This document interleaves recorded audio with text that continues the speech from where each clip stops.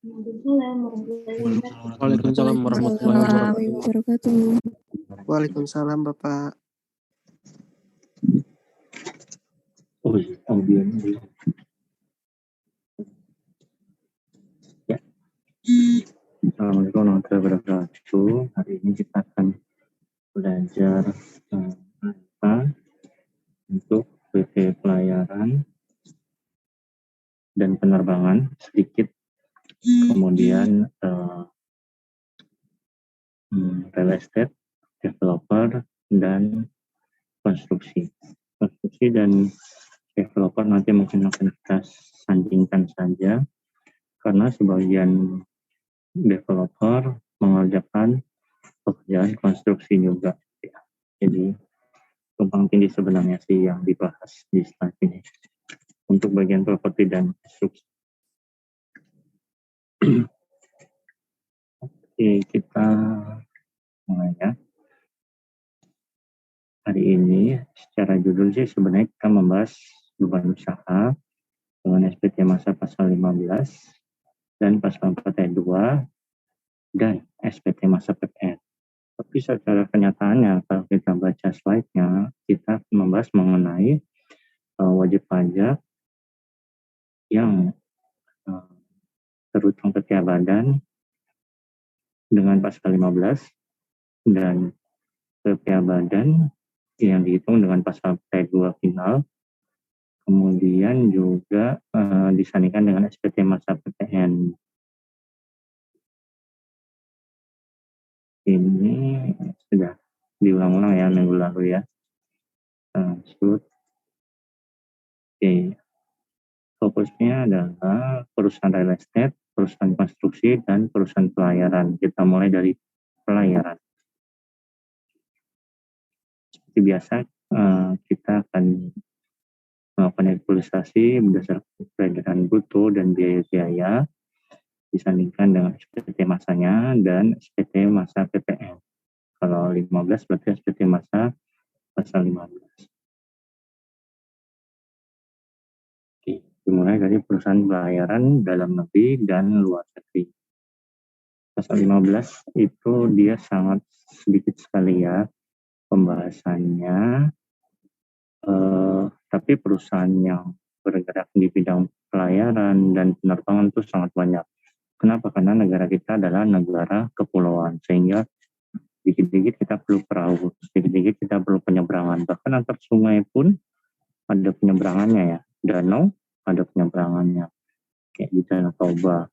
Sungai juga ada penyeberangannya. Kemudian selat, laut, dan samudra tentu saja. Oke. Jadi pasal 15 ini sedikit kalau di undang-undang ada di pasal 4 ya dibahas sedikit tentang natura kepada WP yang SPT tahunannya dikenakan pajak secara final. Kemudian WP yang menggunakan norma penghitungan khusus. Ini pasal 15 perwakilan luar negeri wajib pajak ya. Sebenarnya ada lagi pasal 15-nya tapi nggak dibahas di sini. Kemudian dim profit, WP dim profit. Sebagaimana dimaksud dengan pasal 15. Pasal 15 branch profit tax kalau nggak salah ya. Oke, tapi nggak dibahas di pertemuan ini ya. Nanti kalau itu saya tambahkan saja. Kalau saya revisi slide-nya. Oke. Di pasal 15 sendiri bunyinya apa sih? Norma penghitungan khusus untuk menghitung penghasilan neto dari WP itu tentu yang tidak dapat dihitung berdasarkan ketentuan pasal 16 ayat 1 ayat 3 ditetapkan oleh Menteri Keuangan. Oleh karena itu akhirnya nanti ada KMK mengenai perhitungan penghasilan neto untuk kegiatan pelayaran dan penerbangan baik dalam negeri maupun luar negeri. Oke, kemudian kalau kita lihat di PMK 141 mengenai jasa lain, di situ disebutkan juga sebenarnya jasa itu terutang PP pasal 3, tapi kecuali yang sudah dipotong PPA final, misalnya kayak tanah dan bangunan. Kemudian PPA pasal 21 kayak jasa orang pribadi, dan ada juga jasa lain yang dipotong oleh PPh pasal 15. Contohnya ada pelayaran dalam negeri, gitu ya. Nah, ini sekilas mengenai pasal 15. Oke, ini adalah ketentuan mengenai pelayaran dalam negeri dan pelayaran garis miring penerbangan luar negeri. Tadi kita disampaikan di undang-undang bahwa norma penghitungan khusus ditetapkan oleh Menteri Keuangan. Nah, sebagai implementasinya, ini untuk pelayaran dalam negeri ada KMK 416 tahun 2000, tahun 1996 dan KMK 417 tahun 96 ini untuk pelayaran dan penerbangan luar negeri. Jadi kita bicara 416 dulu baru 417. Kemudian petunjuk teknisnya ada di SE 2996 untuk yang pelayaran dalam negeri, tapi untuk yang luar negeri ada di SE 32 tahun 96.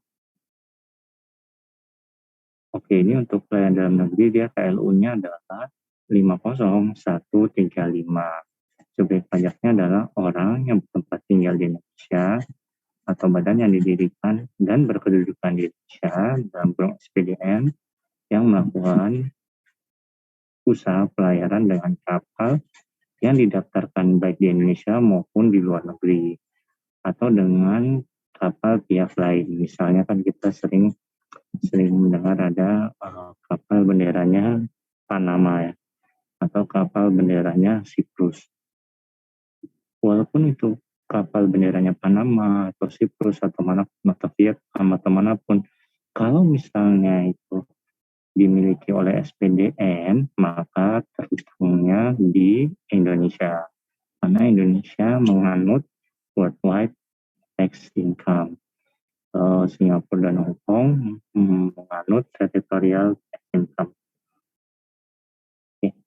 Objeknya adalah penghasilan yang diterima atau diperoleh WP dari pengangkutan orang atau barang, termasuk penyewaan kapal dari Indonesia ke Indonesia, Indonesia keluar, dari luar ke Indonesia, dan dari luar ke luar Indonesia. Contohnya tadi di Manado banyak perusahaan pelayaran yang kapalnya itu adanya di Filipina ya. Atau mungkin teman-teman kita di Riau banyak WP pelayaran dalam negeri yang kapalnya beroperasinya di sekitar Vietnam. Oke, ini pelayaran dalam negeri. Nah, maksudnya perusahaan pelayaran dalam negeri itu apa?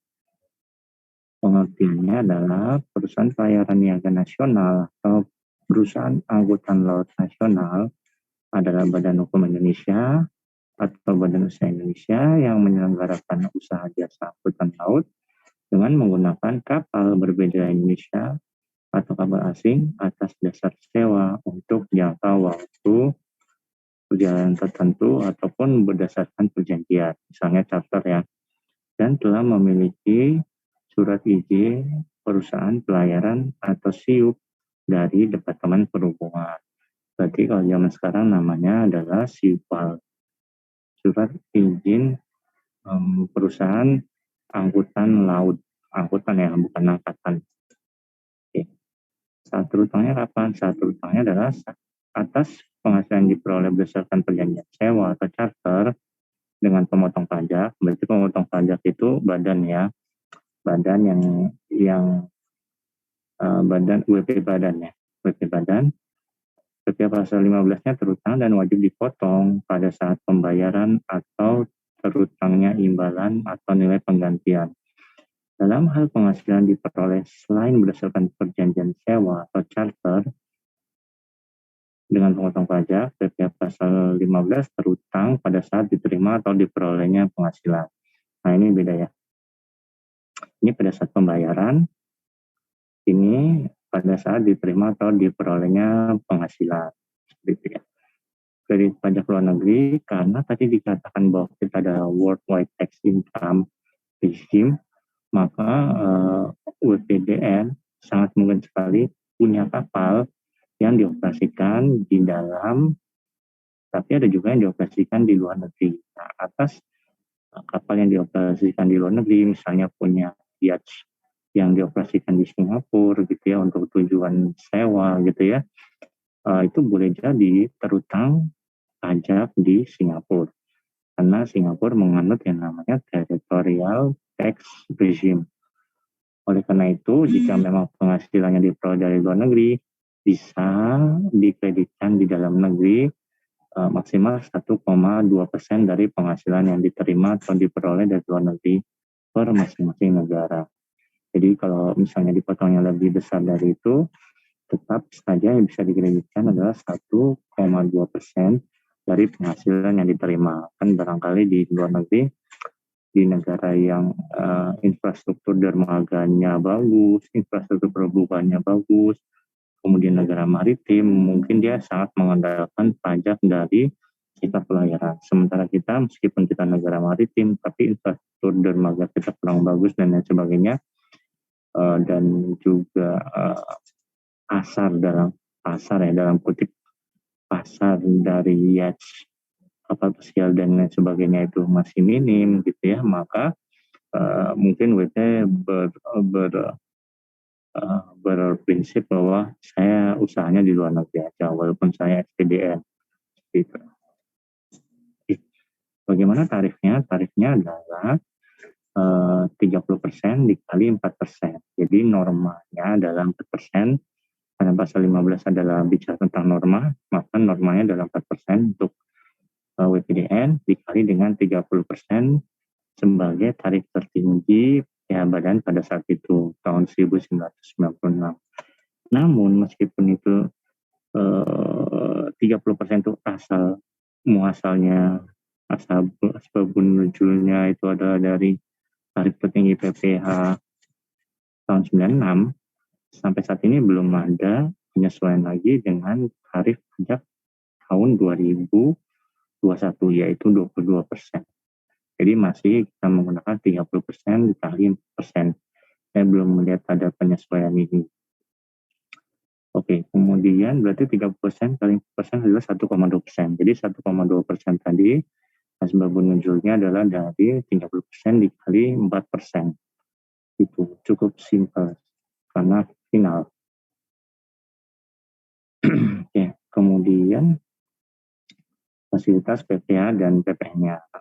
Karena kita negara maritim, namun infrastruktur galangan kapalnya mungkin belum cukup bagus waktu itu ya, sehingga kita masih perlu fasilitas impor untuk mendorong berlangsungnya usaha pelayaran di dalam negeri. Jadi kita support dalam bentuk adanya insentif pajak. Insentif pajaknya adalah atas impor kapal laut, kapal angkutan sungai dan sebagainya,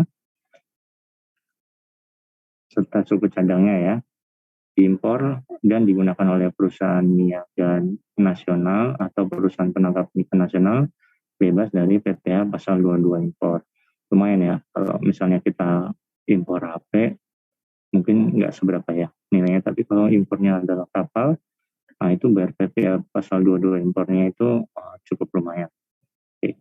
Kemudian ini PPh. Untuk PPN-nya adalah atas impor atau penyerahan bla bla bla bla yang diimpor atau digunakan oleh perusahaan pelayaran niaga nasional, perusahaan penangkapan nasional, dan lain sebagainya dibebaskan dari PPN. Berarti kalau bebas berarti PM-nya tidak bisa dikreditkan. Oke, terus atas penyerahan JKP berupa jasa yang diterima oleh perusahaan angkutan laut nasional, perusahaan penangkapan ikan nasional, bla bla bla, yang meliputi jasa persewaan kapal, jasa kepelabuhanan, jasa perawatan dan reparasi dibebaskan dari pengenaan PPN. Oke. Jadi penyerahannya dia pakai faktor 08 gitu ya. Oke. Lalu karena kita sedang belajar analisis laporan keuangan, berarti kita setelah tahu proses bisnis, saat terutang, subjek-objek, maka kita bicara mengenai apa yang bisa kita lakukan dalam menggali potensi perusahaan pelayaran niaga nasional. Yang pertama adalah potensi pajak untuk perusahaan pelayaran terletak pada siupal. Jadi pertama kali yang kita cek adalah siupal. Kalau ada siupalnya berarti dia terutang secara badan usaha 1,2%. Tapi kalau tidak ada siupalnya berarti dia dianggapnya jasa lainnya yaitu 2%. Berarti analis harus memisahkan perusahaan yang memiliki siupal dengan yang tanpa siupal. Yang dengan siupal maka pasal 15, tanpa siupal pasal 23. Kemudian analis harus bisa menilai kegiatan yang dilakukan oleh SPDN dengan siupal tersebut. Apakah kegiatan jasa pelayaran atau bukan. Ya, jadi meskipun sudah punya siupal, nanti kita bisa cek lagi apakah dia murni melakukan kegiatan pelayaran atau ada kegiatan lain. Ini contoh yang ada di SE kalau nggak salah ya. Nah, cukup simpel. PT Alnusa mencatat kapal Pandaing Airlines, sebuah maskapai pelayaran nasional untuk mengangkut barang. Ongkos catatannya adalah 100 juta. Bagaimana pemotongan pajaknya? Jawabnya adalah PT Alnusa memotong PPh pasal 15 sebesar 1,2% kali 100 juta, yaitu 1,2 juta pada saat membayar ongkos charter. Jadi kita lihat tadi saat terutangnya untuk yang charter adalah pada saat pembayaran. Oke. Ini ketentuan mengenai penyetoran dan pelaporan sebenarnya sudah sangat sangat ketinggalan, namun karena belum ada update mengenai KMK ini, maka kita baca saja ya. Tapi sebenarnya realnya sekarang sudah digantikan oleh e-billing. Jadi PT Alnusa membuat bukti potong pasal 15, mata 3, kemudian lembar pertama untuk yang menyewakan, lembar kedua untuk KPP, lembar ketiga untuk penyewa. Penyetoran paling lambat tanggal 10, pelaporan paling lambat tanggal 20.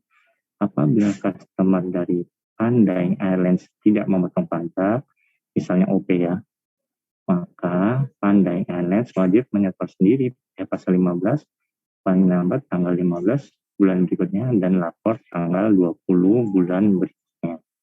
Oke, cukup simpel ya. Oke, ini ada latihan soal, nanti aja saya bahas dulu pelayaran dan penerbangan luar negeri. Oke, pelayaran penerbangan luar negeri, kalau pelayaran luar negeri itu KLU-nya 50144. Kalau penerbangan luar negeri saya belum update lagi berapa ya KLU-nya. Oke. Yang dimaksud dengan pelayanan penerbangan luar negeri berarti subjeknya adalah SPLN, orang yang berada di luar Indonesia lah gampangnya ya. Yaitu WP yang bertempat kedudukan di luar negeri yang melakukan usaha melalui BUT di Indonesia. Ada nggak? Ada. Misalnya kayak cruise ship gitu ya. Misalnya cruise ship kan banyak tuh perusahaan luar negeri yang punya yachts. Dia melakukan perjalanan dari pelabuhan ke pelabuhan ke pelabuhan, misalnya dari Tanjung Benoa di Bali ke Pelabuhan Bajo di NTT. Seperti itu ya. Itu biasanya dilakukan oleh yachts yang dimiliki oleh SPLN. Nah, seperti itu ya. Yaitu WP yang bertempat kedudukan di luar Indonesia, berarti orang luar, misalnya orang Singapura yang melakukan usaha bentuk BUT di Indonesia. Objeknya adalah semua nilai penggantian atau imbalan berupa uang atau nilai uang dari pengangkutan orang atau barang yang dimuat dari satu pelabuhan ke pelabuhan di Indonesia. Misalnya dari Pelabuhan Tanjung Benoa ke Pelabuhan Bajo di NTT. Atau dari pelabuhan di Indonesia ke pelabuhan di luar negeri. Misalnya dari Misalnya dari Batam ke Singapura. Nah, dari pelabuhan Batam ke Singapura. Dengan demikian, yang tidak termasuk penggantian atau imbalan yang diterima atau di perusahaan pelayaran atau penerbangan luar negeri tersebut adalah yang dari pengangkutan orang dan atau barang dari pelabuhan di luar negeri ke pelabuhan di Indonesia. Tapi kalau sebaliknya, dari luar negeri ke Indonesia, itu dia tidak merupakan objek PPh pasal 25. Pasal 15. Alasannya apa? Nomor absen. Tanggal berapa sih? 15 ya. Nomor absen. Gimana tadi Pak? Nomor absen 15? Hadir Pak. Oke. Nah, kenapa perjalanan dari pelabuhan di Indonesia ke pelabuhan di luar negeri itu terutang PPh pasal 15, sedangkan perjalanan dari pelabuhan di luar negeri ke pelabuhan di Indonesia itu tidak terutang PPh pasal 15.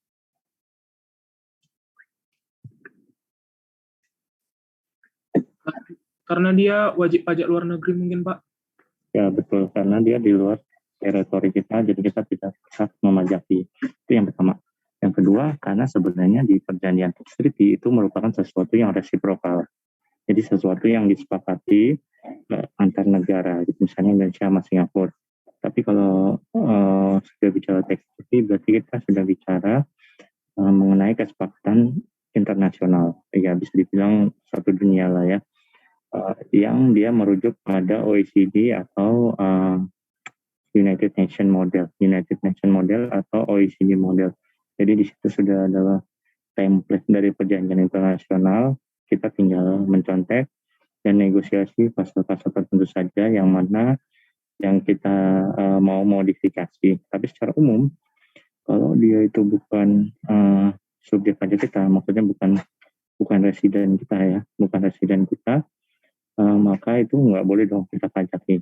Nah itu prinsip utama seperti itu kalau di tax treaty. Oke, ini syarat terutangnya sebenarnya mirip-mirip aja sih. Kalau yang charter, terutang dan wajib dipotong pada saat pembayaran atau terutangnya imbalan pengganti. Dalam hal perolehan selain charter, misalnya kayak pelayaran ordinary ya, misalnya kayak dari Batam ke Singapura ke Batam, itu kan berarti dia nggak charter ya. Oke, itu berarti terutang pada saat diterima atau diperolehnya penghasilan. Begitu.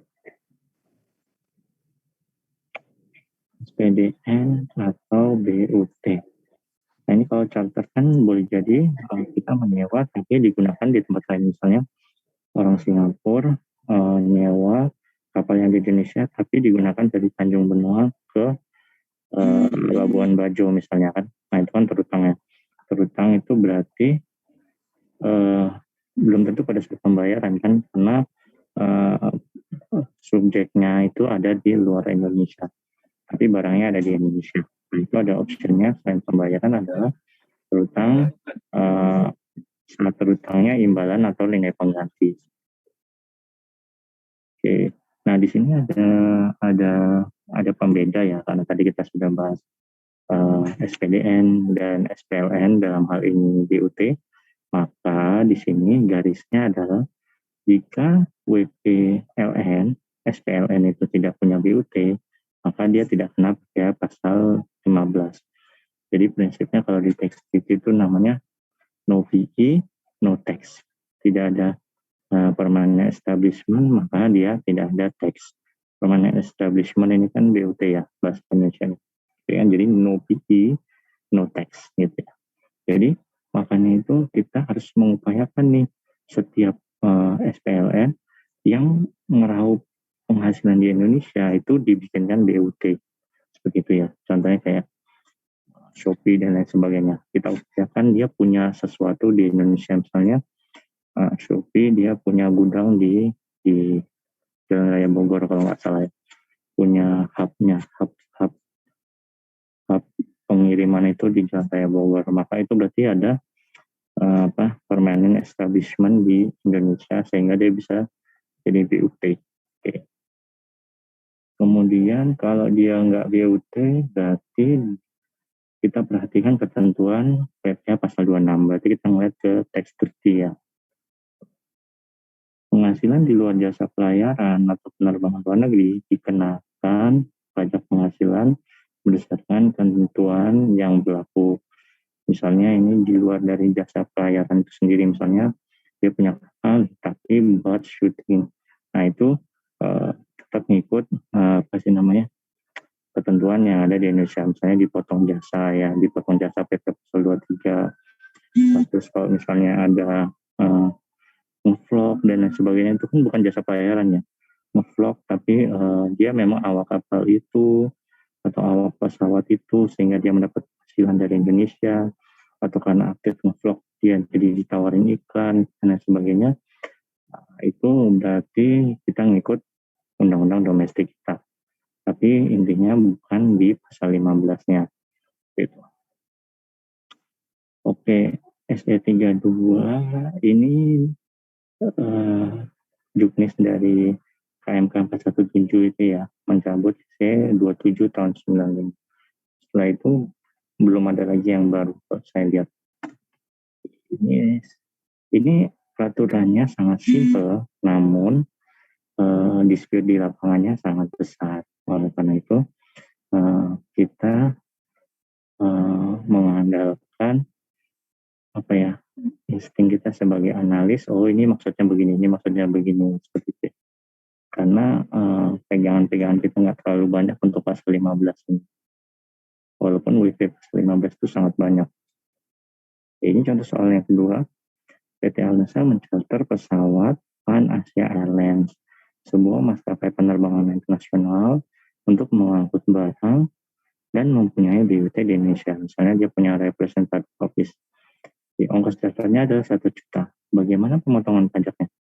Pemotongan pajaknya adalah 15% kali 2,64 kali 1 juta, yaitu 2.640 pada saat membayar ongkos charter. Ini keduluan ya, contoh soal. Di bawah. Nggak apa-apa. Oke. Nah, tadi kita sudah bicara mengenai subjek objek saat terutang, kemudian kita kan harusnya bicara tarif ya. Nah, berdasarkan KMK 41796, normanya kan kita bicara pasal 15, kuncinya adalah norma. Normanya adalah 6%. 6%. Terus bagaimana bisa mencapai efektif rate 2,64? Itu gimana hitungannya? Nah, ini hitung. Norma 6% dikali dengan tarif tertinggi PTN Badan 30%. Hasilnya adalah 1,8%. Jadi 6 dikurangi dengan 1,8% sama dengan 4,2%. Nah, setelah mendapat laba, kemudian dia kena PPh pasal 26, yaitu 20%. Namanya BPT ya. Berarti 20% 4,2 adalah 0,8. Berarti 4,2 dikurangi 0,84 adalah 3,36%. Nah, berarti yang merupakan tarif efektif pasal 15 dari pelayaran dan penerbangan dalam negeri adalah ini. PPh finalnya hampir sama dengan yang dalam negeri, cuma beda norma 1,8 ditambah dengan branch profit tax sebesar 0,84%, jadi 2,64%.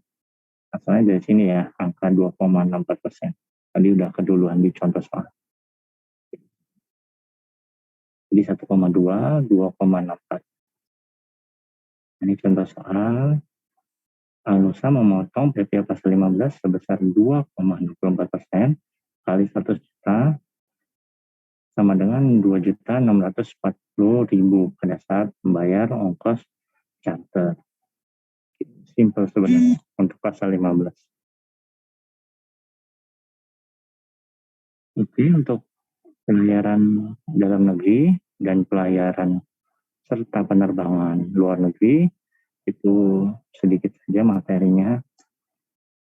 Kemudian yang perlu kita cermati bahwa negara kita adalah negara maritim. Itu ada istilah yang namanya dermaga, terus ada lepas pantai, ada anjungan, ada pelabuhan tentu saja, kemudian ada namanya pelabuhan khusus. Nah, jadi dermaga adalah bagian dari pelabuhan, ya, sehingga tidak semua kapal berlabuh di dermaga. Ini berkaitan dengan alur laut Republik Indonesia atau ALRI. Jadi pelabuhan-pelabuhan kita itu yang menentukan bisa dilabuhi kapal besar atau kapal kecil itu bergantung dari kedalaman laut di sekitar pelabuhan itu. Itu kalau mau dilabuhi kapal yang sangat besar, misalnya kapal kargo ya, yang mengangkut kontainer-kontainer, maka pelabuhan itu harus dikeruk gitu ya. Tergantung nih, pelabuhan itu itu mau dikeruk berapa meter gitu ya, sehingga kapal yang lebih besar bisa masuk seperti itu. Kemarin terakhir saya dengar pelabuhan Benua itu sudah dikeruk sehingga nanti kapal pesiar bisa masuk ke pelabuhan Teluk Benua gitu ya. Jadi sangat banyak sekali sangat banyak sekali kapal di Indonesia ya. Mungkin lebih banyak dari kapal itu mungkin lebih banyak dari pesawat terbang ya, tapi pengaturan mengenai pelayaran ini sangat sedikit. Kapal itu ada yacht, ada pesiar, ada kapal antar sungai itu, laut antar sungai ada, kemudian selat ada, danau ada, banyak sekali ya, tapi pengaturannya kita masih sangat sedikit sekali seperti itu. Oke, kemudian bagaimana kalau misalnya kapal itu tidak bersandar di pelabuhan, tapi bersandarnya 50 meter dari pelabuhan? Apakah itu termasuk pengertian dari pelabuhan ke pelabuhan? Ya, termasuk. Karena itu berhubung dengan alur laut. Dia tidak bisa bersandar di dermaga, itu bukan karena kemauan dia, biasanya karena kedalaman laut itu tidak cukup buat kapal itu masuk. Seperti itu ya. Kemudian pelabuhan khusus itu misalnya ada perusahaan swasta, misalnya perkebunan atau pertambangan, dia mengangkut hasil kebun atau hasil tambang itu menggunakan kapal. Biasanya banyak di Kalimantan ya. Nah itu juga termasuk pengertian dari PPh pasal 15 kalau dilakukan oleh perusahaan pelayaran. Jadi intinya jangan sampai ada satu kapal pun yang memperoleh penghasilan tapi tidak dikenai PPh. Kita tinggal pilih aja, kalau dia punya siupal, kenakan pasal 15. Kalau tidak punya siupal, kenakan PPh pasal 23 jasa lain. Seperti itu ya. Kemudian kalau dia dimiliki oleh perusahaan non pelayaran, misalnya ada sewa, berarti 23 ya. Jadi kalau misalnya sewanya beserta awak, berarti jangan lupa PPh pasal 21-nya, tapi kalau misalnya tanpa awak, dia diperlakukan sebagai PPh pasal 23 sewa. Jadi PPh pasal 23 tidak asal PPh pasal 23, ada sewa sehubungan dan penggunaan harta, ada juga sewa sebagai jasa lainnya. Seperti itu. Nah, kira-kira begitu garis besar. Saya tambahkan.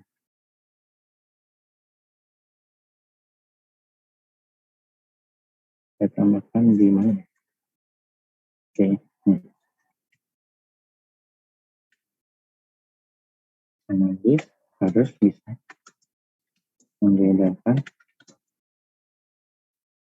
pelabuhan, dermaga,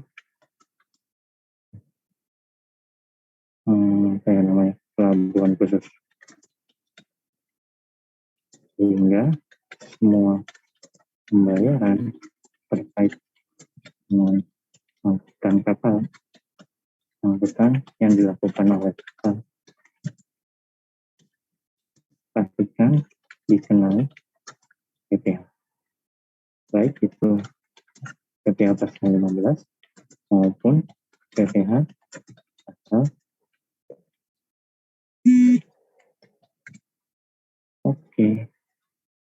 Ada pertanyaan terkait pasal 15?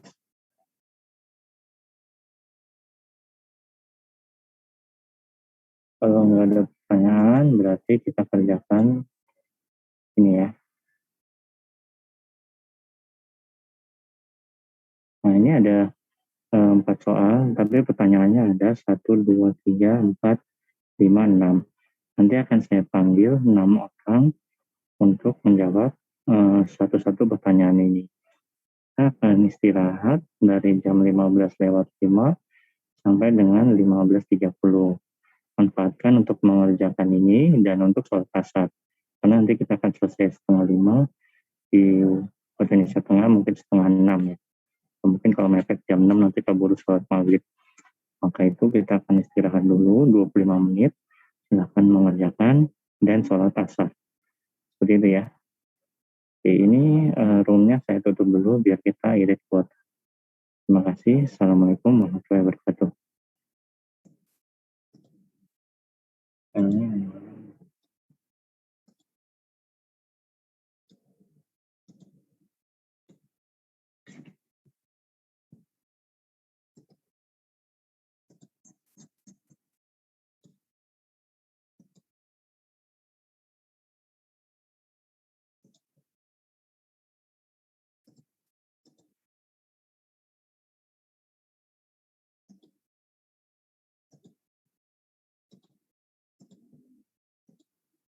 Oke, sudah kelihatan ya.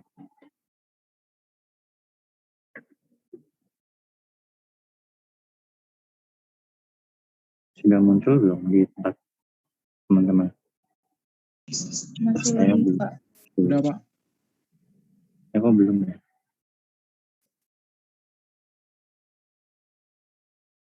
Oke, sip. Nah, ini ada 1, 2, 3, 4, 5, 6 soal. Kita mulai dari nomor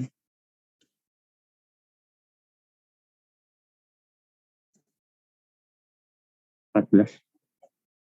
Mohon dijawab yang nomor 1 titik yang pertama. Baik Pak, untuk jawaban yang pertama, PTB MRS itu untuk aspek perpajakannya apabila berjadwal itu dia berutang PPh pasal 15 dan wajib dipotong pada saat karena dia selain charter dengan jenis persewaan, jadi saat berutang itu pada saat diterima atau diperolehnya penghasilan dengan tarif 1,2%, Pak.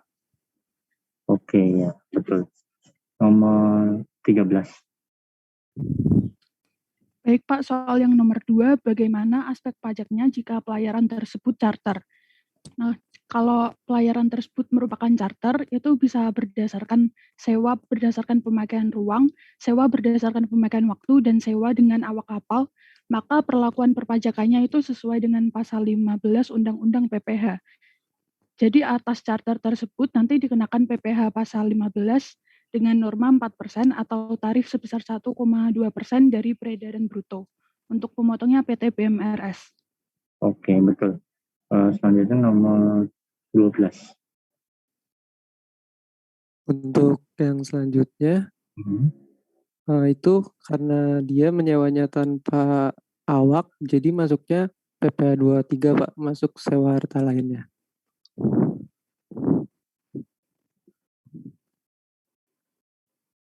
PPh pasal 23, 2% ya? Ya, Pak. Oke. Tarifnya berapa? 2%-nya? 2%. Oke. Nah, selanjutnya nomor 11. Nomor 2 ya Pak. Iya, nomor 2. PT EXXN adalah perusahaan minyak.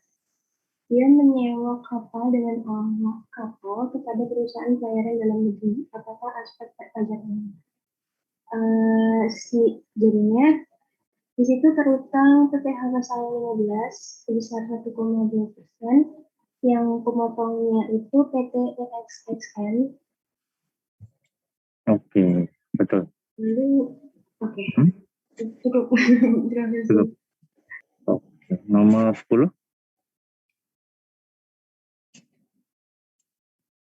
Nomor 10. Nomor 10 nggak ada. Nomor 9. Hadir, Pak. Yang nomor 3 ya, Pak? Iya. Menurut saya itu bukan, Pak, karena objeknya dari pelabuhan ke pelabuhan. Kalau sungai enggak. Terus habis itu PT ANTN juga bukan perusahaan pelayaran, jadi nggak punya siupal itu, Pak. Oke, ya. Oh, maksud saya ini pengangkutan melalui sungai, bukan antar sungai. Melalui sungai, oke ya. Iya. Berarti dia karena perusahaan tambang, berarti dia bukan perusahaan jasa pelayaran. Berarti dia PPh-nya apa? Berapa? Misalnya ini kan PT ANTN ini kan punya produk barang tambang dibeli oleh PT SNL, ya kan, SNL. Nah, kemudian menggunakan angkutan kapal yang dimiliki oleh PT ANTN yang merupakan perusahaan tambang. Oke, nah berarti PT SNL ketika membayar dia memotong PPh pasal berapa kepada PPh ANTN? pasal 23 mungkin, Pak. 23 ya, betul ya. Iya. Nomor 10. Nomor 8. Ya, oke Mbak, yang nomor 4.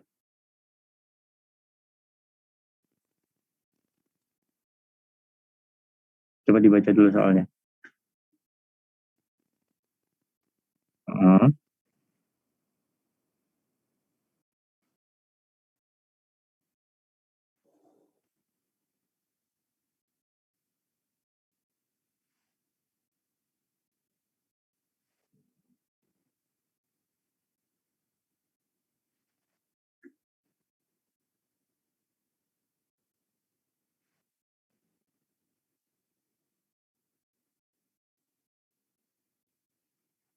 Oke, berarti kalau misalnya sudut pandangnya adalah PT KRGO sebagai perusahaan yang mengangkut barang tersebut, berarti perusahaan pelayanan dalam negeri.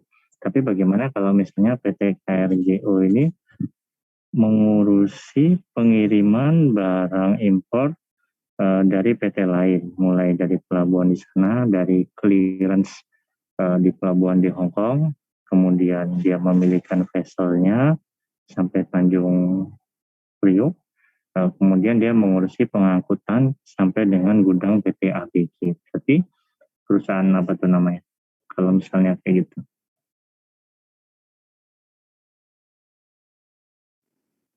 Oh, dia kalau kayak gitu berarti perusahaan freight forwarding. Jadi dia perusahaan jasa pengurusan transportasi. Seperti itu, karena dia melakukan pekerjaannya untuk satu perusahaan. Nah, ini kan berarti dia freight forwarding dari PT ABG itu sendiri. Kalau sudut pandangnya adalah dia mengurusi mulai dari custom clearance, pemilihan kapal, kemudian sampai di Tanjung Priok itu harus diangkut menggunakan kontainer sampai dengan gudang PT ABG, maka itu masuknya freight forwarding dan bukan jasa pelayaran. Tapi memang kalau sudut pandangnya tadi perusahaan yang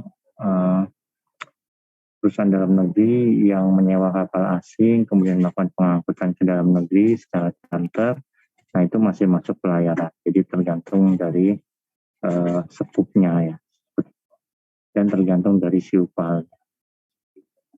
Oke, makasih sudah cukup. Sekarang berarti kita masuk ke real estate. Real estate ini sebenarnya setiap kita pasti tahu lah ya, setiap kita pasti tinggal di rumah, entah itu rumah yang kontrak atau rumah sendiri atau rumah orang tua, dan juga kita berada di lingkungan yang terbiasa melihat proyek real estate. Saya rasa semua sudah punya gambaran proses bisnis dari real estate.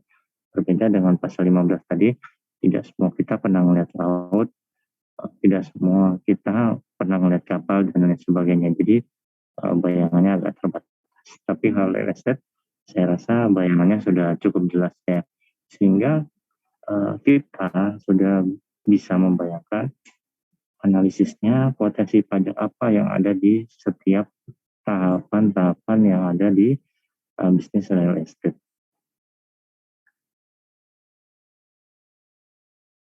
Nah, ini pertama proses bisnisnya dulu. Ini dari slide Pak Dusko. Jadi fokus kita adalah untuk melihat setiap tahapan ini apakah ada potensi PPN dan PPN yang bisa digali oleh kita. Sebagai catatan, perusahaan bisnis real estate ini bisa dibilang dia perusahaan yang agak mudah ya digali karena dia loopholenya sangat banyak sekali. Dia biasanya hanya serius untuk masalah PPA finalnya, kemudian untuk masalah pemasaran dan sebagainya. Tapi hal-hal yang pra penjualan itu dia sebenarnya sangat banyak sekali lubangnya yang bisa kita gali sebagai potensi pajak. Kita mulai proses bisnis pertama adalah persiapan tadi dari penelitian pendahuluan, kemudian riset pasar, studi kelayakan, perencanaan konstruksi, dan rencana anggaran biaya. Jadi sebelum developer itu membangun rumah, ada tahap yang namanya persiapan, termasuk pemilihan di mana kita akan membangun perumahan. Kalau saya baca forumnya namanya Skyscraper City, mungkin teman-teman ada yang ikut forum Skyscraper City ya. Itu di situ ada subforum namanya General General Development and Project kalau nggak salah ya. Nah itu kalau kita lihat sebenarnya perusahaan developer itu sangat mengandalkan yang namanya informasi yang akan tersedia, yang akan direalisasikan dalam 5 atau 10 tahun ke depan. Jadi memang benar orang yang menguasai informasi itu adalah yang akan menguasai dunia seperti itu ya. Jadi kalau saya lihat di Skyscraper City itu proyek yang sedang dibangun 5-10 tahun ke depan itu biasanya di situ sudah ada developer yang mengembangkan perumahan. Itu sangat intelijen sekali ya, sangat pintar sekali kalau saya lihat ya. Misalnya kita lihat Serpong. Ternyata sebelum Serpong itu berkembang, Tahun Serpong itu sudah direncanakan 10 tahun yang lalu seperti itu. Terus kemudian sekarang kita lihat ada Maja. Maja itu ternyata sudah direncanakan di Kabupaten Lebak itu nanti akan ada bandara. Jadi Citra Maja Raya, perumahan yang ada di Kecamatan Maja, Kabupaten Lebak itu sudah mengetahui informasi itu lebih dulu dan sudah start lebih dulu membangun perumahan di situ. Terus kita lihat Sentul, di situ juga ada Citra Sentul Raya kalau nggak salah ya. Ada juga perumahan Citra, itu memang dia sudah tahu kalau bakal ada Outer Ring Road yang kedua ya, yang Bogor Outer Ring Road gitu ya. Jadi memang informasi itu penentu dari siapa yang menguasai dunia. Dalam hal ini bisnis ya maksudnya. Oke. Nah di sini berarti perusahaan developer biasanya sebelum menentukan di mana dia akan membangun perumahan, dia sudah tahu loh. Dia sudah tahu tuh akan ada apa di situ. Contohnya apa ya? Kita tahu di Batan itu ada tol Serang Palembang. Serang Palembang sekarang kalau kita lihat di Google Earth itu sepanjang jalur Serang Palembang itu sudah banyak perumahan, luar biasa sekali. Jadi memang bisnis yang sangat mengandalkan informasi sekali ya, real estate ini. Riset pasar itu termasuk tadi akan ada apa di sana, gitu ya. Studi kelayakan, ini masalah keuangan dan lain sebagainya. Jadi kita nanti mau bangun perumahannya kayak gimana nih? Setelah kita tahu di mana kita, setelah kita tahu akan bangun perumahan di mana, kita tentu harus tahu rumah yang seperti apa yang akan kita bangun. Atau tipe bangunan apa yang kita bangun, apakah yang besar, yang kecil, RSS, atau ruko, atau apartemen, kan gitu. Dan lain sebagainya. Legalitas biasanya ini sangat tergantung sekali pada kebijakan pemerintah setempat. Contohnya, kalau kita tahu Mall Ion yang ada di Serpong, itu wilayah Ion maju setelah pemerintah Kabupaten Tangerang menyetujui penetapan rencana tata ruang wilayah untuk Kabupaten Tangerang. Jadi Ion yang kita tahu, terus IC ya, ICE yang kita tahu, ICE yang kita tahu itu bukan wilayah Tangerang Selatan, tapi wilayah Kabupaten Tangerang. Tapi pemerintah Kabupaten Tangerang itu sudah belajar dari Tangerang Selatan, sehingga sekarang kita lihat Kabupaten Tangerang bagian Serpong itu justru lebih maju dari BSD itu sendiri, yaitu Tangsel itu sendiri. Luar biasa namanya. Karena dukungan Pemdanya sendiri sangat bagus saya lihat.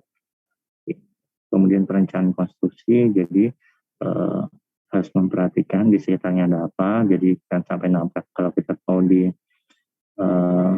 wilayah Geraha Raya itu ada tanah yang kosong sangat luas ya, ternyata di tengahnya Geraha Raya itu sekarang ada jalan tol Serpong Tangerang. Dari dulu sudah direncanakan, luar biasa. Kemudian rencana Anggaran Jaya, biasanya perusahaan developer akan membangun rumah dari yang tanahnya paling murah dulu. Contohnya saya mempunyai tanah 10 hektar misalnya, yang dekat jalan saya akan bangun belakangan karena saya belinya yang paling mahal. Saya akan bangun tanah saya dulu yang paling belakang karena belinya paling murah, sehingga saya bisa jual dengan harga murah begitu. antara A, B. Kira-kira. Kemudian tahap yang kedua itu ada pengadaan lahan, itu bisa saya sendiri, misalnya saya tuan tanah, saya punya tanah sendiri misalnya 100 hektar, saya bikin sendiri aja perumahan gitu ya.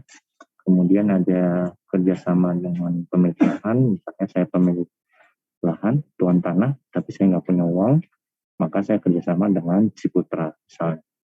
Kemudian yang ketiga, misalnya saya Ciputra, saya akan beli lahan baru di mana gitu ya, itu tipe ketiga. Jadi ada macam-macam pengadaan lahan itu.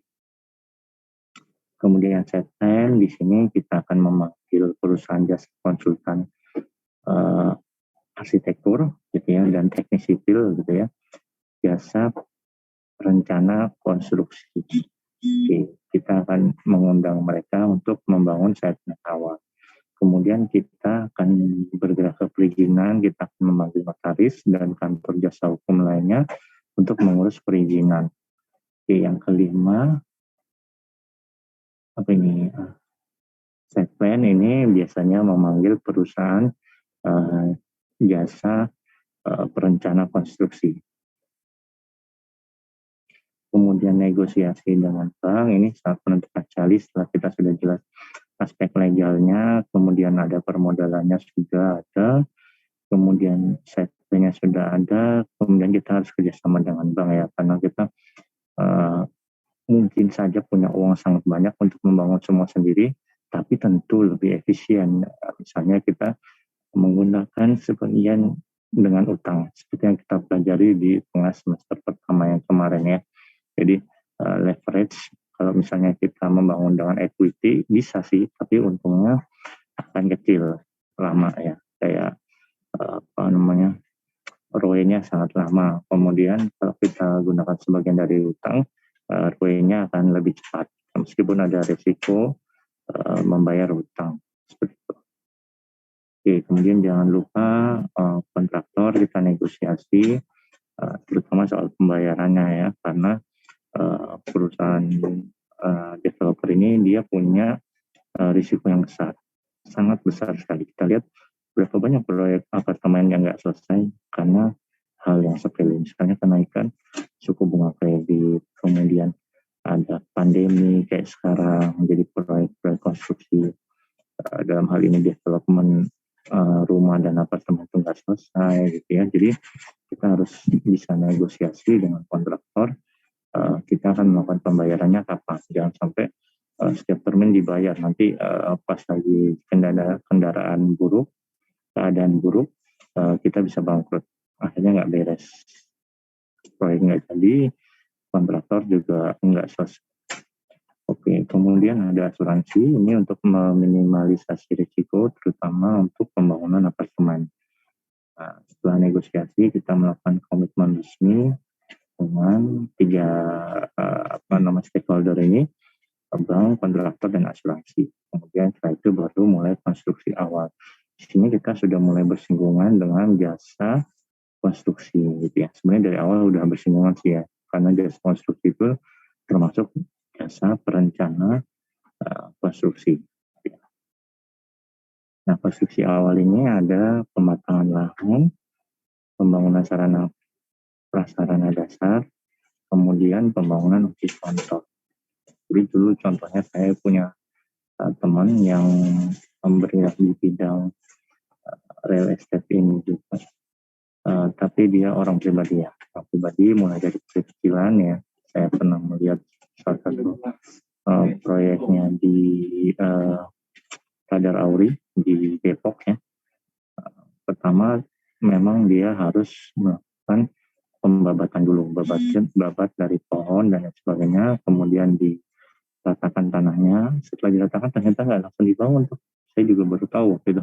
Loh, kok tanahnya dianggurin aja sebulan 2 bulan, apa nggak sayang gitu ya. Nah, ternyata ada yang namanya pematangan lahan. Jadi memang tanah itu untuk siap dibangun dia tanahnya harus stabil dulu gitu ya, terutama yang bekas sawah gitu ya. Kemudian setelah pematangan lahan, tidak serta-merta kita membangun rumah, tapi kita bangun dulu prasarana dasar, misalnya kayak listrik, kita pasang tiang listrik, kemudian jaringan air, pump kita pasang, farm yang induk ya, bukan yang dari rumah ke rumah ya. Farm yang induk, kemudian kita perkerasan jalan, kemudian kita bikin saluran air gitu ya. Kalau mungkin perlu kita pasang DTS gitu ya, atau di daerah yang memang sangat belusuk sekali ya di perkampungan, kita mungkin perlu tower BTS. Oke. Kemudian setelah itu kita bisa melakukan pemasaran nih, karena kita sudah tadi pembangunan prasarana. Setelah pembangunan prasarana berarti kita bangun unit contoh. Setelah kita punya unit contoh 1-2 unit, seperti saya pernah lihat di Citra Majalaya, itu di depan kantor pemasarannya itu ada unit contoh, banyaknya ada 3 ya. Nah, kemudian setelah kita punya unit contoh, kita sudah punya kantor pemasaran, berarti kita bisa melakukan pemasaran, kita bisa melakukan iklan, kita sudah bisa bikin price list-nya karena kita sudah punya RAB di awal, kemudian kita bisa punya master stock. Jadi berapa unit yang kita bangun duluan sebagai pemancing orang agar mau beli di situ gitu ya. Kemudian setelah pemasaran berarti penjualan, kan berarti setelah kita iklanin kan dengan berbagai cara ya. Dulu tuh saya pernah diiklanin Citra Raya yang ada di Cikupa, itu dulu dijemput dari STC di Senayan ya. Senayan Trade Center itu bisnya setiap hari Sabtu Minggu itu 3 atau 4 kali lah. Jadi sangat memudahkan sekali ya. Dan dulu harganya di Citra Raya itu hanya 10 atau 80 juta. Nah sekarang pasti sudah luar biasa. Cuman saya agak bingung, pembangunan Citra Raya ini agak kurang bagus ya, karena dari Serpong ke Maja masih gelap nih pembangunan jalan tolnya. Nggak secepat Serpong Tangerang, kemudian Serang Panimbang gitu ya. Padahal dia lokasinya lebih dekat dari Jabodetabek.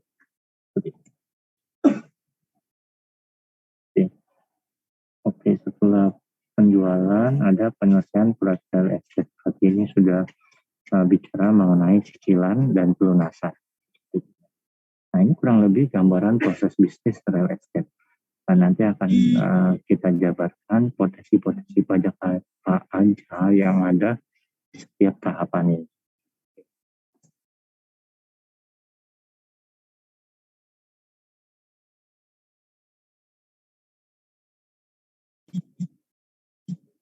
Oke, lanjut. Nah, tadi kan kita sudah masuk pembayaran. Pembayaran berarti terkait dengan pembayaran ini ada 3 tipe. Yang pertama adalah tunai, yang kedua tunai bertahap, yang ketiga adalah KPR dan KPA. Masing-masing ini punya step-step yang berbeda-beda. Kalau misalnya tunai dimulai dengan booking fee, sebenarnya sama ya untuk setiap tahapan booking fee. Setelah booking fee itu ada uang muka. Bedanya booking fee dengan uang muka adalah kalau booking fee biasanya kita memilih view, kemudian ada namanya uang muka kalau kita sudah memastikan unit yang mana yang kita pilih. Ya, jadi pintar nih perusahaan developer tuh banyak yang bisa dijual gitu ya. Tapi biasanya booking fee itu dia akan masuknya untuk fee dari marketing. Dia nggak benar-benar masuk ke perusahaan developer. Nah marketing itu sendiri biasanya dia terlepas dari developer itu. Misalnya contohnya dulu orang pernah nawarin saya apartemen apa ya, saya apartemen ABC lah katakanlah. Oke, jadinya misalnya jadi saya beli. Nah besoknya nih, nggak besok maksudnya, 2 tahun kemudian dia nawarin lagi tuh, Pak, kita sekarang ada proyek ini. Lah, bukannya proyeknya udah habis Bapak? Ya kita itu marketing freelance. Oh gitu, baru tahu saya di situ. Oke, pertama booking fee ini biasanya masuknya ke marketing, kemudian uang muka, ini baru yang benar-benar masuk ke developer. Setelah ada uang muka, biasanya dibikin surat pemesanan unit gitu ya, atau apa tuh namanya, surat pemesanan unit ya. Oke. Purchase order. Kemudian ada PPJP. Setelah ada pemesanan unit ada PPJP, jadi dibuat perjanjian bahwa Bapak A ini akan membeli unit A, B, C, D, E, F, misalnya jalan A nomor 11 gitu ya. Setelah itu dia melakukan pelunasan, setelah pelunasan diurus PPh jual belinya gitu ya, dan dilakukan validasi SSP di KTP, kemudian jadilah HCB. Ya. Nah sekarang dalam perubahan yang terakhir, validasi SSP itu hanya validasi formal. Kalau dulu kan termasuk validasi kebenarannya. Nah sekarang untuk mendorong percepatan dari penyerapan rumah itu sendiri ya, pemerintah mengubah validasi itu menjadi validasi formal dan validasi material.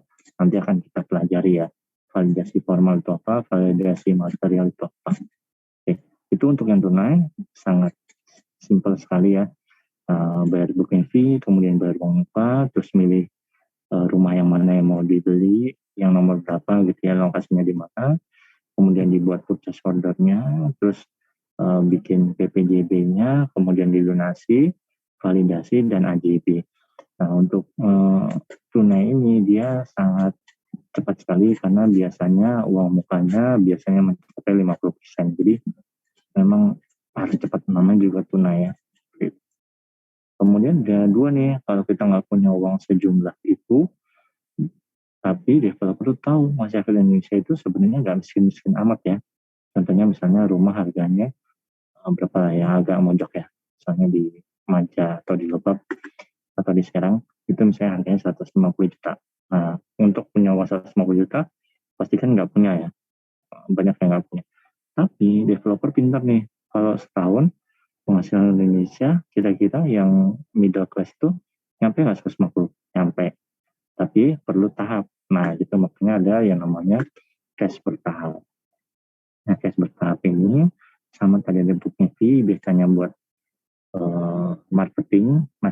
Nah, kemudian ada uang muka, ada purchase order, kemudian dibuatkan PPJB, dan mulai mengangsur.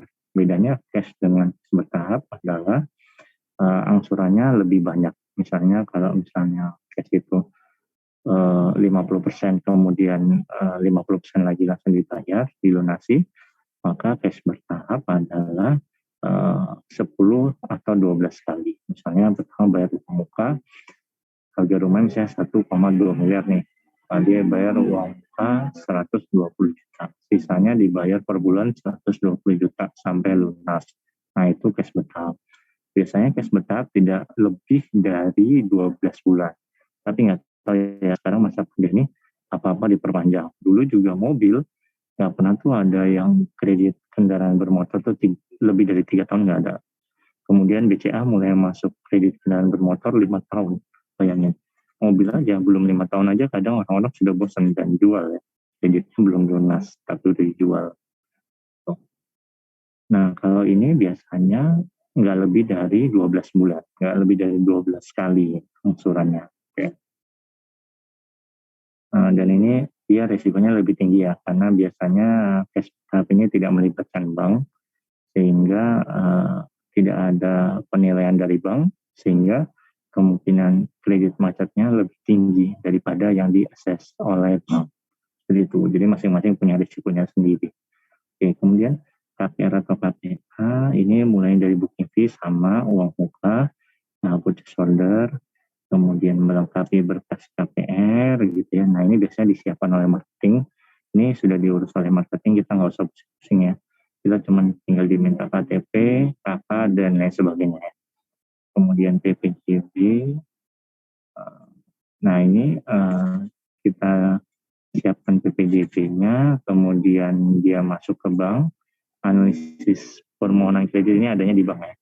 Nah, kemudian bank mengsurvei itu biasanya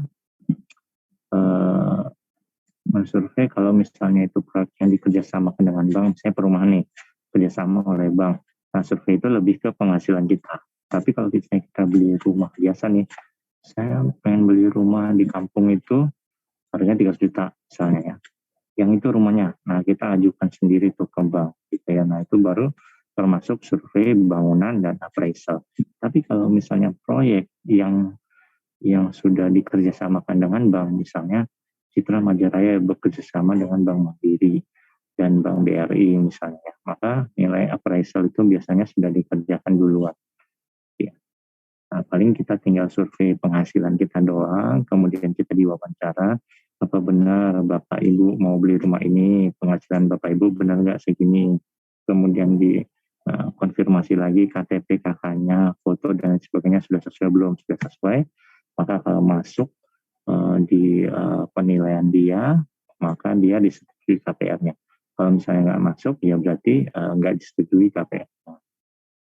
Hal-hal yang membuat nggak disetujui KPR, misalnya kita punya banyak kredit nih, mobil kredit, motor kredit, kemudian HP kredit, terus punya kredit yang konsumtif lainnya, misalnya kartu kredit. Nah itu udah urusannya udah ruwet lah. Kalau mau urusan KPR pasti KPR pasti bank itu sangat berhati-hati menyetujui permohonan kalian. Nah, setelah disetujui KPR, nah ini kita ada pelunasan biaya administrasi, notaris, dan lain sebagainya. Kemudian ini biasanya dibayarkan terpisah dari KPR, yang misalnya 8 juta kalau nggak salah. Dulu saya pernah itu 8 juta. Ini untuk bangun bayar ini gitu ya, di luar nilai KPR-nya.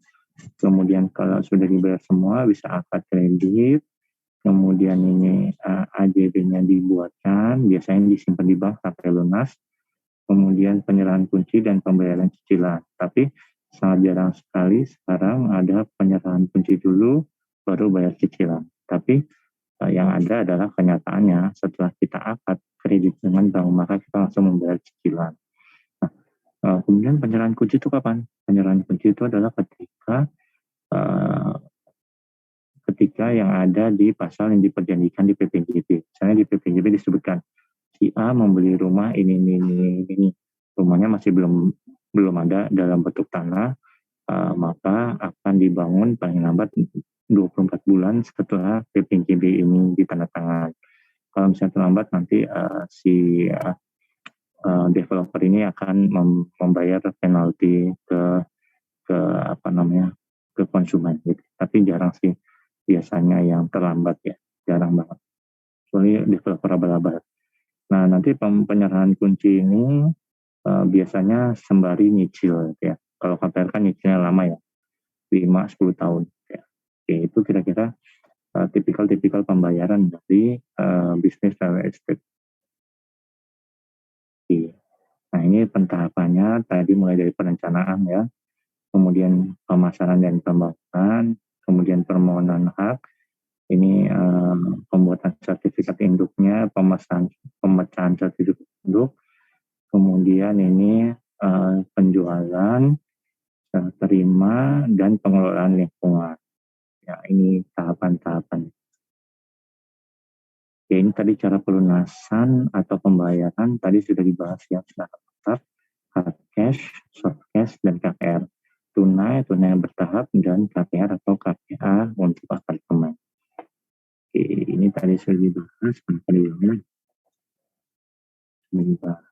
Nah, sekarang kita bicara aspek pajaknya sebelum kita melihat, berarti terutang ini aja ya. Nah, kita bahas dulu aspeknya.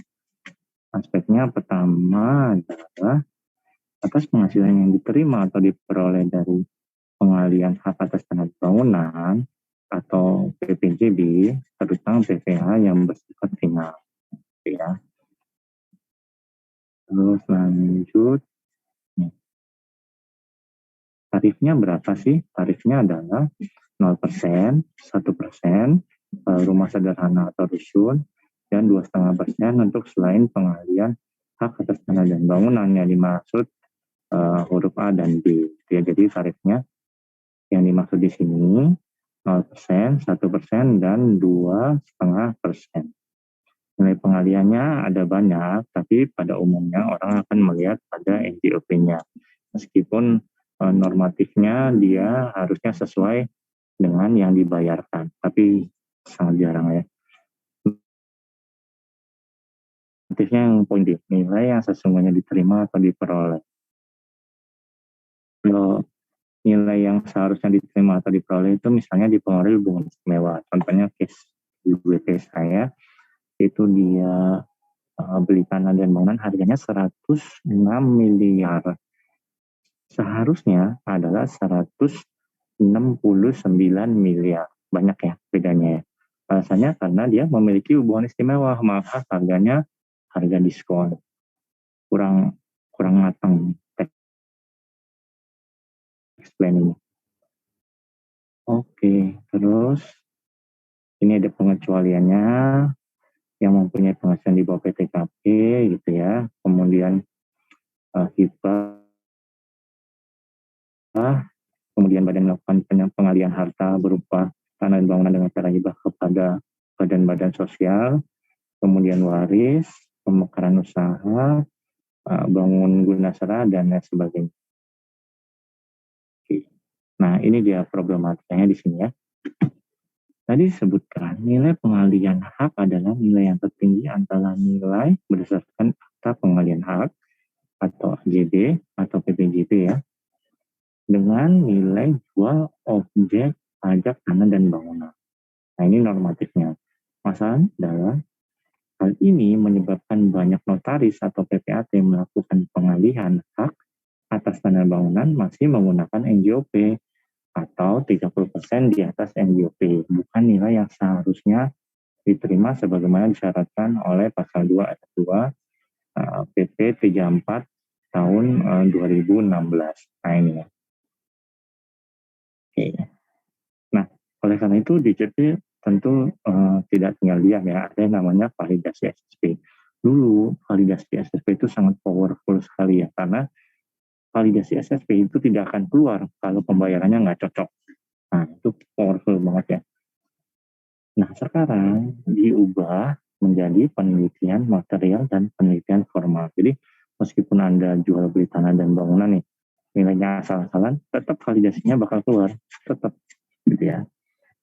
Sehingga Anda cepat dapat AJB. Ya. Tapi masalahnya sekarang adalah kita di JJT itu sedikit kesulitannya karena harus melakukan penilaian material. Ini oleh AR ya, penilaian material itu oleh AR. Jadi kita akan menilai kembali kewajaran dari transaksi pengalihan hak atas tanah di bangunan. Misalnya, dulu saya pernah punya transaksi pengalihan hak itu 40 juta kalau nggak salah. Nah, itu lokasinya di Bantar Gebang. Padahal di tempat itu harga pasarnya adalah 90 juta. Jadi saya BAP akhirnya tetangganya, ART-nya BAP sehingga saya menagih kekurangan pembayaran PPh-nya. Kemudian ada lagi dulu, karena saya KPP Duren Sawit ya, banyak sekali jual beli yang ada di Duren Sawit itu menggunakan harga NJ.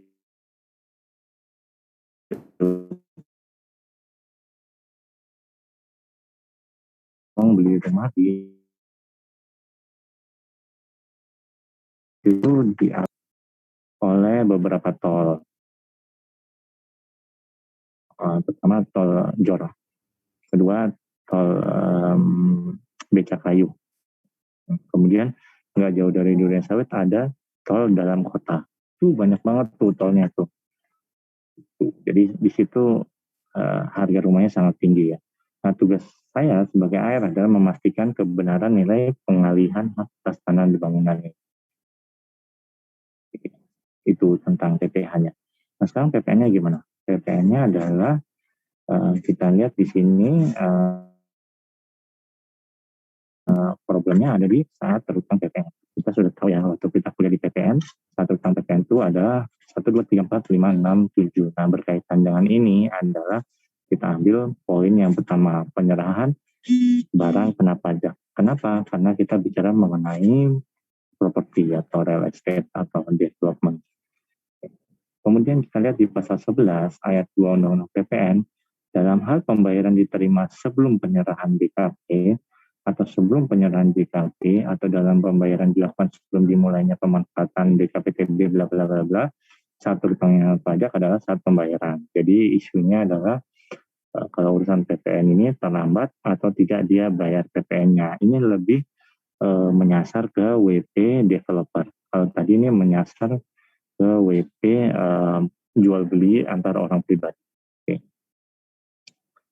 Nah, kemudian di sini untuk BKP berwujud berupa barang tak bergerak, penyerahan BKP berwujud yang menurut sifat dan hukumnya barang tak bergerak terjadi pada saat penyerahan hak untuk menggunakan atau menguasai BKP berwujud tersebut secara hukum atau secara nyata kepada pembeli. Jadi ini agak beda ya dengan penyerahan seperti katakanlah saya jual pulpen atau saya jual pensil. Itu misalnya saya PKP kemudian penyerahannya itu di atas 4,8 miliar, maka saat penyerahan itu gampang sekali ya dilihat ya pada saat transfer of fixed asset. Jadi fixed asset sudah nggak dalam penguasaan saya, berarti sudah terjadi penyerahan. Tapi kalau misalnya BKP berwujud ini dilindungi oleh satu pasal tersendiri, dia baru terutang PPN kalau sudah ada AJB. Bayangin tuh, lama banget. Jadi kalau udah ada AJB, baru dia terutang PPN. Seperti itu. Nah, sekarang pertanyaannya adalah, menurut kalian bagaimana dengan fakta lapangan yang ada di dunia jual beli tanah dan bangunan? Kita tahu bahwa jual beli tanah dan bangunan itu biasanya harus ada DP-nya. Pasti ya, nggak mungkin ya kalau nggak ya, karena jual beli barang yang mahal. Terus kemudian ada proses pengurusan surat-surat, ya kan, yang sangat lama. Dan pelunasan itu biasanya adalah bagian kecil dari uang. Misalnya saya beli rumah nih ya, saya sudah bayar 90%, saya nggak bayar 10%-nya. Saya bayarnya kapan? Ketika si penjual sudah menyelesaikan urusan pengalihan hak atas tanah bangunan. Jadi sudah balik nama, baru saya bayar 10%-nya. Biasanya pemilik mau tuh. Gitu. Nah, dalam hal tersebut, kira-kira menurut kalian saat terutangnya PPN kapan? Katakanlah saya PKP dan pembeli adalah PKP lah, biar firm ya. Kira-kira kapan tuh saat terutang PPN? Kalau dalam kejadian nyata lah di lapangan di dunia real estate. Coba dijawab oleh tadi yang nomor 8 ya, nomor 7. Nomor 7.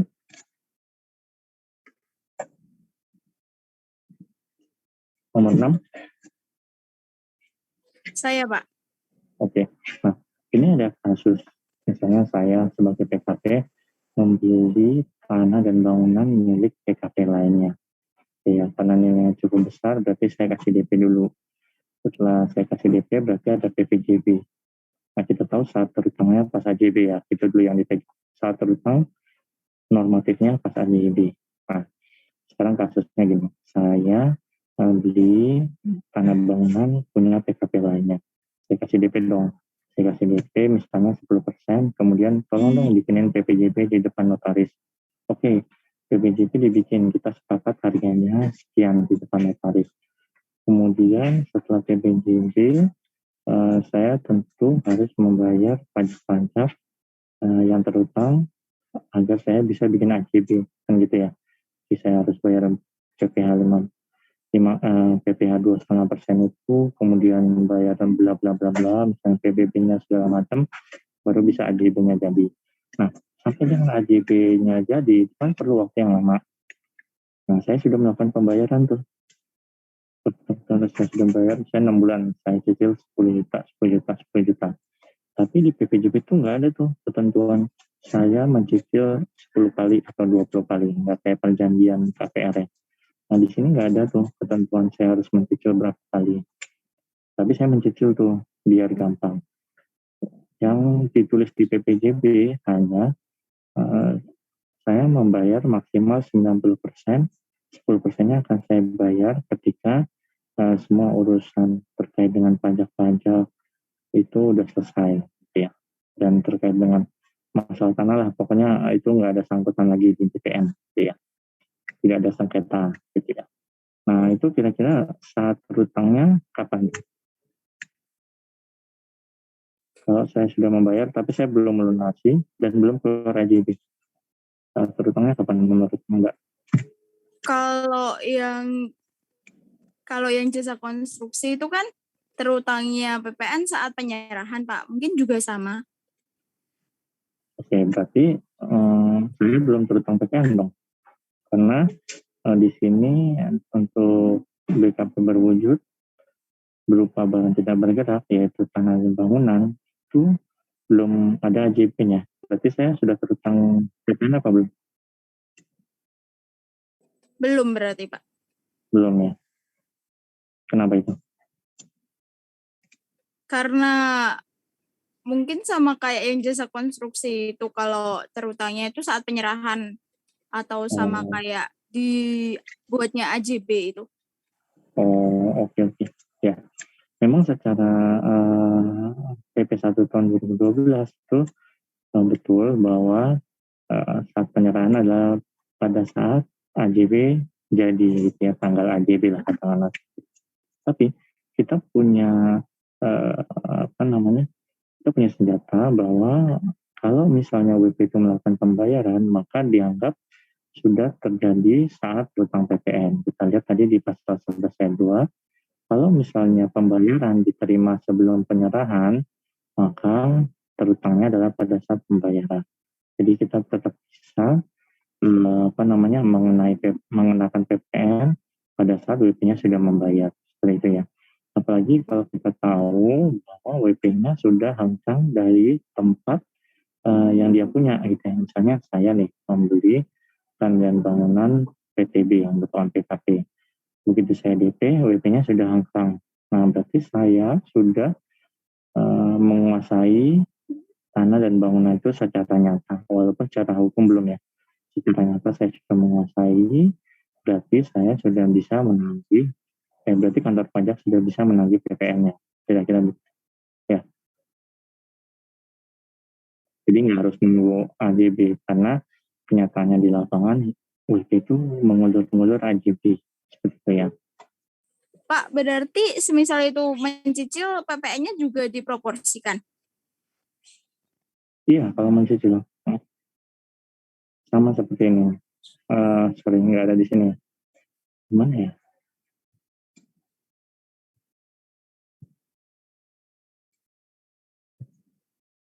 Kayaknya ada di slide-nya Pak Dusko ya. Bentar.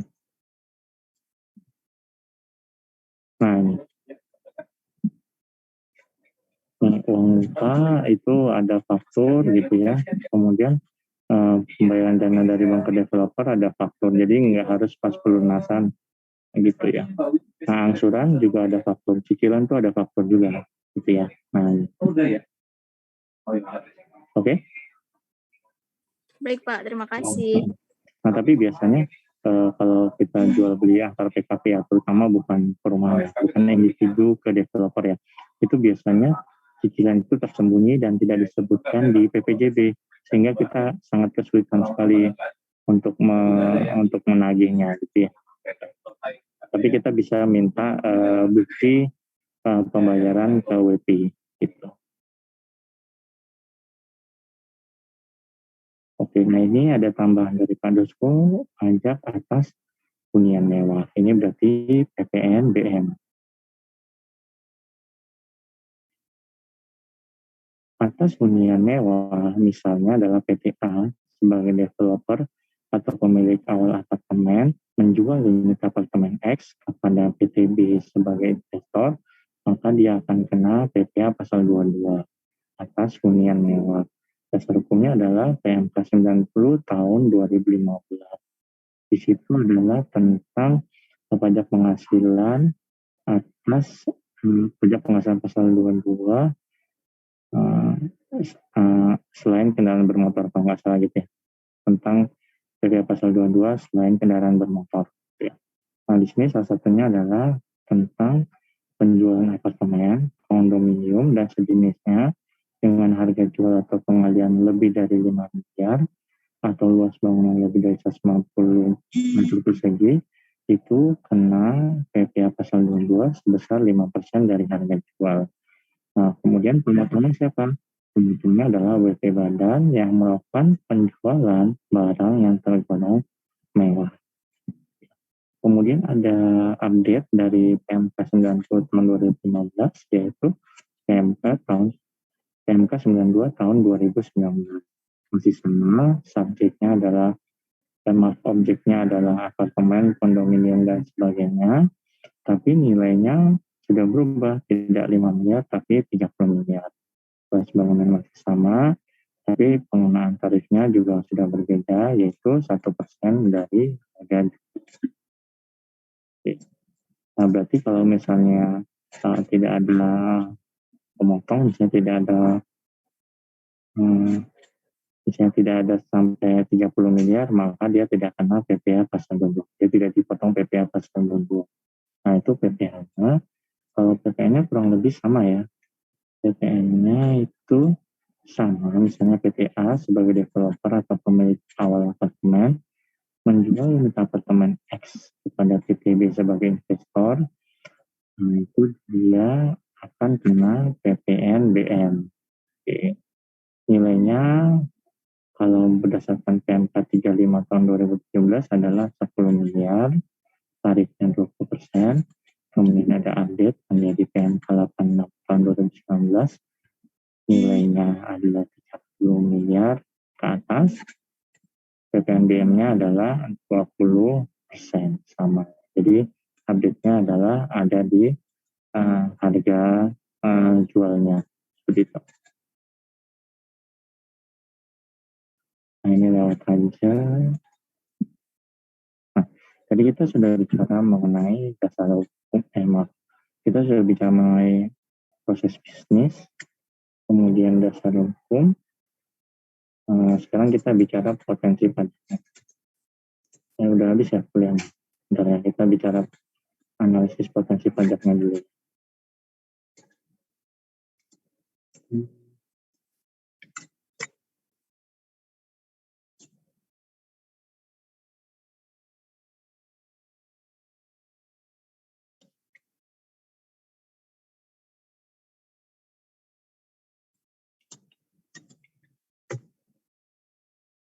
Oke. Nah, kita bicara mengenai potensi pajaknya dari slide yang ini. Nah, dari persiapan pengadaan lahan, kemudian konstruksi dan penjualan. Apa aja aspek pajaknya? Yang pertama pada saat persiapan, nah itu ada PPh pasal 21, 23 yang diterima oleh konsultan yang melakukan kegiatan penelitian atau studi kelayakan. Nah, biasanya ini jadi miliknya konsultan jasa perencana konstruksi.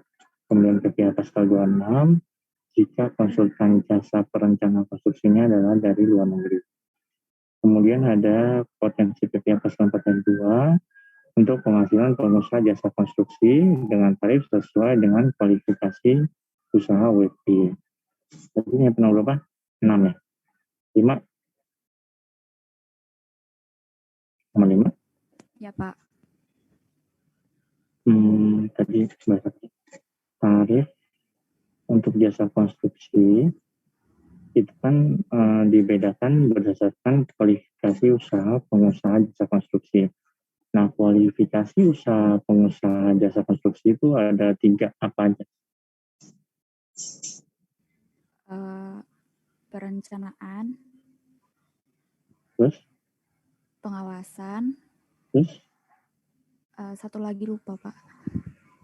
Pelaksana konstruksi. Pelaksana konstruksi satu lagi ya. Nah, itu kan jenis pengusaha jasa konstruksinya. Jasa-jasanya apa aja?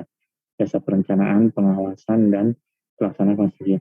Nah, kalau kualifikasinya itu apa? Dari pelaksana konstruksi deh. Kualifikasinya itu apa aja? Ada 3 juga. Nomor 4. Saya, Pak. Kualifikasi usahanya apa aja? Kualifikasinya itu ada usaha kecil, terus tidak memiliki kualifikasi, sama satu lagi itu menengah atau besar. Ya, berarti kecil, non kecil, dan non kualifikasi. Oke ya. Oke, makasih. Nah, kemudian di sini pertanyaan 2 ya, ada potensi pertanyaan 2, kemudian ada potensi PPN untuk nilai jasa yang diterima oleh pengusaha jasa konstruksi. Nah, ini buat teman-teman nanti yang menjadi ASN di daerah selain Jabodetabek harus diwaspadai ya. Di situ banyak sekali proyek pembangunan rumah-rumah tapi dikerjakan oleh WP atau developer yang alamatnya ada di Jabodetabek. Nah, itu kita sebenarnya sangat kesulitan sekali menilai omsetnya, ya kan? Apakah dia PPP apa bukan? Itu sulit sekali. Karena alamatnya di Jabodetabek, mengerjakan proyeknya di luar Jabodetabek. Kita yang di Jakarta, yang megang WP-nya, tentu kita sulit sekali menilai skup dari perumahan yang dibangun itu, gitu ya. Karena kita sulit lah ya untuk dapat izin meninjau tempat yang jauh biasanya terkait dengan anggaran kantornya. Nah, air yang ada di wilayah pun, di wilayah perumahan itu dibangun juga kesulitan nih. Dia punya data, tapi dia sulit untuk menghitung karena dia nggak tahu nih ini WP kualifikasinya kayak gimana. Gitu. Karena masing-masing air itu kan punya batasan untuk mengetahui WP satu sama. Nah, ini biasanya perlu kerjasama antara partner melalui yang namanya alat keterangan. Ya. Tapi biasanya mayoritas PT yang mengerjakan jasa konstruksi itu biasanya PKP. Karena dia juga kalau lagi sepi konstruksi, dia biasanya minta proyek ke pemerintah. Gitu ya. Oke. Nah, kedua pengadaan lahan ini potensinya PPh final ya, artinya 5% dari harga jual atau harga konstruksi. Umumnya pihak penjual dan pembeli sepakat menggunakan nilai sesuai NJOP dan bukan harga jual atau harga transaksi yang sebenarnya. Seperti pasal 21 kalau terima keluar hampir pasti ya, kalau tanah dan bangunan pasti ada maklumnya. Oke, kemudian PPN 10% bila penjual adalah PKP, soal PKP. Kemudian mengurus izin ini bagiannya dari PPA pasal 23 dari notaris dan PPN dari notaris. Biasanya ada PPN. Kemudian potensi pajak dari pihak ketiga kalau misalnya ada adalah PP pasal 21-23. Misalnya kan ini nggak selalu berhubungan dengan hukumnya. Misalnya ini biro jasa perizinan ke kantor misalnya dinas pemukiman atau misalnya ke kantor wali kota atau PTSP kalau di Jakarta ya, ini biasanya pakai jasa konsultan pihak ketiga calo lah istilahnya. Kemudian calonnya adalah TKP. Terus waktu pembangunan, waktu pematangan tadi yang saya bilang diuruk, diratain dan sebagainya, itu ada potensi PP pasal 4 ayat 2 pengusaha jasa konstruksi dengan tarif sesuai kualifikasi usaha. Nah, sekarang nomor absen 3. Iya Pak. Kalau sudah masuk pematangan lahan, berarti tipe jasa dari jasa konstruksinya itu apa? Yang mengerjakan itu siapa? Jasa konstruksi apa? Pelaksanaan ya Pak? Pelaksanaan, betul ya. Jadi itu termasuk pelaksanaan. Nanti kalau sudah masuk ke membangun rumahnya yang beneran itu melibatkan jasa pengawas konstruksi juga. Jadi pelaksana dan pengawas gitu ya. Kalau di tahap awal-awal bikin set plan itu masuknya perencana gitu ya. Oke. Kemudian kita lanjut PPN-nya 10% ya tentu ya, karena properti ini pasti proyeknya sangat besar, hampir pasti adalah PKP. Kemudian PP pasal 23 apabila ada persewaan peralatan, ini sudah pasti ya, karena pematangan langsung perlu truk, perlu bulldozer, perlu traktor dan lain sebagainya, ya, perlu alat lain. Kemudian PP pasal 21 untuk tenaga ahli, nah biasanya dia memang perlu orang teknik sipil, gitu ya, dalam mengawasi pematangan lahan. Oke, kemudian pembangunan prasarana, sarana dan aktivitas ini hampir sama ya. Ada 4 ayat 2-nya dari pelaksana konstruksi, PPN, kemudian PP pasal 23 kalau ada pakai alat, kemudian PPA pasal 23 kalau kontraktornya tidak memiliki SIUJK, gitu ya. Jadi di sini ada 4 ayat 2, kalau dia SIUJK, kalau ini 23, kalau dia kontraktornya tidak punya SIUJK. Ya, pasal 23 sewa sama seperti tadi, perlu truk, perlu bulldozer, perlu traktor dan lain sebagainya. Kemudian PP pasal 21 ini untuk tenaga, teknik sipil dan barangkali kalau ada arsitek. Pembangunan unit nih sama dari pelaksana konstruksi dan pengawas konstruksi. Ada tambahan ya, kalau pembangunan unit ini berarti pelaksana konstruksi dan pengawas konstruksi, terus PPN, ini udah hampir pasti ya, karena proyek properti biasanya sangat besar. Kemudian PPA pasal 23, kalau misalnya dia non jasa konstruksi, berarti dia tidak punya SIUJK. Kemudian PPA pasal 23 sewa alat, kemudian PPA pasal 20 dari teknik sipil dan arsitek. Waktu penjualan ini potensi pajaknya adalah PPN, ya sudah pasti ya, dia penjualan BKP, kemudian PPA pasal 4 ayat 2 untuk pengalihan hak tadi ya, kemudian PPA pasal 42 untuk sewa tanah dan bangunan, kalau misalnya yang dijual adalah properti investasi, misalnya kayak mall, dia jual atau menyewakan kepada tenan-tenan. Nah, itu berarti persewaan tanah dan bangunan. Kemudian PPNBM dan pasal 22 bila dia harganya di atas 30 miliar tadi. Nah, itu rangkuman dari proses bisnis real estate dan potensi pajaknya, karena kita adalah kuliah analisis laporan keuangan, berarti kita harus melihat potensi apa di setiap tahapan-tahapan. Jadi nggak cuma proses bisnis, terus gini, gitu ya. Tapi kita bisa dapat apa nih dari proyek developer tadi. Gitu. Oke, tentang real estate cukup. Konstruksi ini bisa dibuat sendiri ya. Nggak terlalu susah sih. Ini soalnya final ya. Ini bisa dibaca sendiri tarifnya. Ini tadi pertanyaan saya ya. Jenisnya apa aja? Jenisnya pelaksana, pengawas, dan perencana. Kemudian kualifikasinya apa aja? Kecil, non-kecil, dan non-kualifikasi. Gitu ya, kalau untuk pelaksana. Kalau pengawas dan perencana ada punya kualifikasi dan non-kualifikasi. Gitu. Oke, sudah habis ya waktunya. Saya rasa jasa konstruksi nggak terlalu susah ya. Terlalu susah.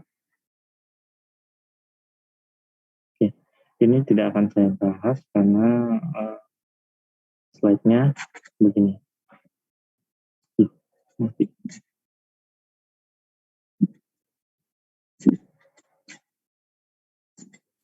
Oh, bisa. Tuh, slide-nya begini. Saya bingung mau ngeditnya. Nggak usah dibahas lah. Saya pasal 21-nya. Nanti aja saya editin, saya tambahin yang dimaksud dengan natura yang saya sampaikan di awal tadi ya. Natura untuk WP yang terutang PPA final atau WP yang menggunakan norma penghitungan khusus. Nanti saya akan tambahkan saja. Oke, pertemuan ini saya rasa cukup ya. Ada PR, saya lihat di LMS itu ada tugas buat kelompok. Kita ada 3 kelompok ya, Mbak Michelle? Ada 3 kelompok ya?